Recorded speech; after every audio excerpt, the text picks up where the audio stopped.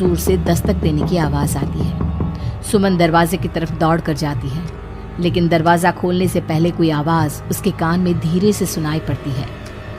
सुमन, मैं यहाँ हूँ, तुम्हारे घर में। सुमन जोर से चीखती है और दरवाजा नहीं खोलती। दरवाजे की बजने की आवाज धीरे धीरे तेज होने लगती है। सुमन लड़खड़ाते कदमों से आगे बढ़ती है और झटके के साथ दरवाजा खोलकर अपनी आंखें बंद कर लेती है। तभी अचानक से अखिल की आवाज सुनकर उसे होश आता है। सुमन, क्या हुआ? तुम इतनी घबराई हुई क्यों हो? अखिल, वो लाइट चली गई और कोई है इस घर में। अखिल, मुझे बहुत डर लग रहा है। वो किचन की दीवार के पीछे से किसी की आवाज आ रही थी। कैसी बात कर रही हो? तुमने खुद सारे लाइट के स्विच ऑफ किए हुए हैं। देखो, लाइट तो आ रही है। सुमन, तुमने घर में अंधेरा क्यों किया हुआ है? और किसकी आवाजें आ रही थी? चलो चलो, मैं जाकर चेक करता हूं। नहीं अखिल, मैंने लाइट ऑफ नहीं की। और मैं क्यों लाइट ऑफ करूंगी? ये देखो, ध्यान से देखो, घर के सारे स्विच ऑफ हैं। तुम भी ना कमाल करती हो सुमन। तुम्हारी तबीयत तो ठीक है?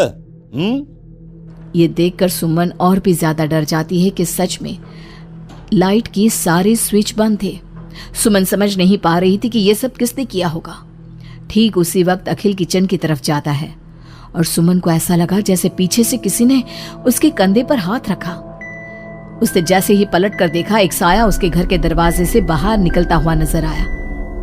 अखिल, अखिल यहाँ आओ, देखो कोई तो है। अभी अभी मैंने उसे बाहर जाते हुए देखा है। सुमन, मुझे लगता है कि तुम्हारी तबीयत ठीक नहीं है। अरे, मैंने किचन में भी जाकर देखा। पास वाले घर में जो लोग हैं ना, उनसे बात करने की आवाज आ रही है।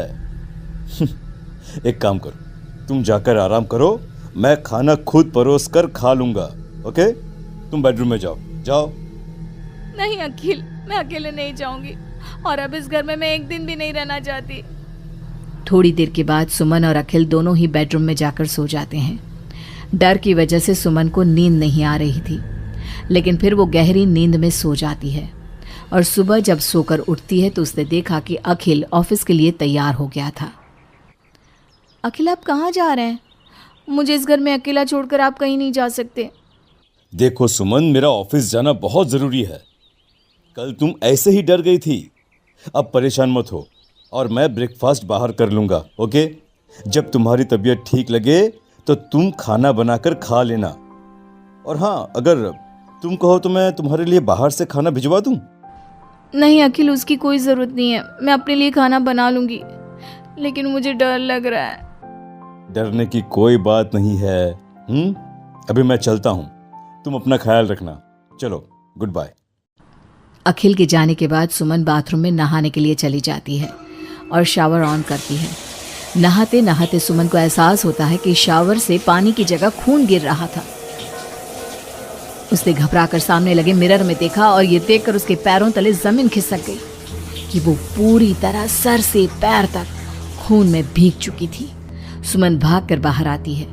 उसे अपने घर का पूरा फर्नीचर जला हुआ नजर आता है और उसके ठीक सामने खड़ी हुई थी एक औरत जिसने दुल्हन के कपड़े पहने हुए थे। उसके चेहरे पर लंबा सा घूंघट था और उसके शरीर से खून टपक रहा था। कौन हो तुम और क्या चाहती हो मुझसे? यहाँ क्यों आई हो तुम? मैं तुमसे तुम्हारा पति चाहती हूँ। मुझे अपना पति दे दो और मैं वापस चली जाऊंगी। लेकिन मेरा पति? अखिल, मेरा मतलब तुम्हें मेरा पति क्यों चाहिए? हमने क्या बिगाड़ा है तुम्हारा? तुमने नहीं, हर सुहागन औरत मेरी दुश्मन है और जब भी मेरी आंखों के सामने कोई औरत अपने पति के साथ नजर आती है तो मैं उसे जिंदा नहीं छोड़ती। लेकिन तुम ऐसा क्यों करती हो? और प्लीज मैं तुम्हारे आगे हाथ जोड़ती हूँ, तुम मुझे और अखिल को जाने दो। हम दोनों हमेशा के लिए ये घर छोड़कर चले जाएंगे। अब ऐसा नहीं हो सकता। एक बार जो इस जमीन के आसपास से गुजर जाता है उससे फिर हमेशा के लिए मेरे साथ इस जमीन के नीचे मेरी दुनिया में चलना पड़ता है। और तुमने इस जमीन के ऊपर अपना घर बनाकर अपनी दुनिया बसाने की कोशिश कर ली। अचानक से वो औरत सुमन को उसके बाल पकड़कर जमीन पर घसीटने लगती है।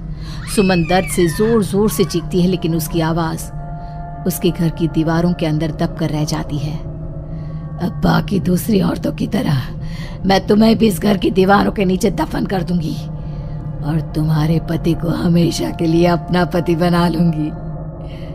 जानती हो, मेरी भी शादी हुई थी, लेकिन शादी के ठीक बाद मांग में सिंदूर भरकर मेरे पति ने गला घोटकर मेरी हत्या कर दी और इस जमीन के नीचे मुझे गाड़ दिया। बस तब से मेरी आत्मा यही भटक रही थी। मुझे भी सुहागन बनना है, मुझे भी पति चाहिए। छोड़ दो मुझे प्लीज, मुझे जाने दो। देखो तुम्हें पति चाहिए, तुम किसी और को अपना पति बना लो। मुझे और अखिल को जाने दो यहाँ से। लेकिन वो औरत सुमन को लेकर वहां से गायब हो जाती है। शाम को जब अखिल ऑफिस से लौट कर आता है, डोरबेल बजाता है, तभी मुस्कुराते हुए सुमन दरवाजा खोलती है। दरअसल सुमन के शरीर के अंदर अब उस औरत की आत्मा थी, लेकिन अखिल का चेहरा देखते ही सुमन के शरीर के अंदर एक हरकत होती है और वो अचानक से नाराज हो जाती है। क्या हुआ सुमन, आज तो ठीक हो ना?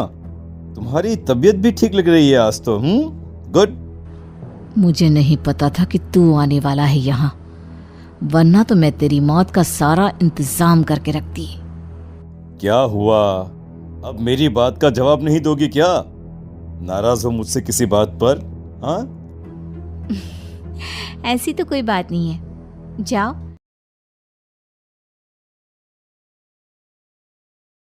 डाइनिंग टेबल पर तुम्हारा फेवरेट खाना लगा दिया है, जाकर खा लो। हाँ, खुशबू तो बहुत अच्छी आ रही है। वैसे भी सुबह से कुछ खाया नहीं है। थैंक यू यार, मैं जल्दी से जाकर खाना खाता हूँ। ओके?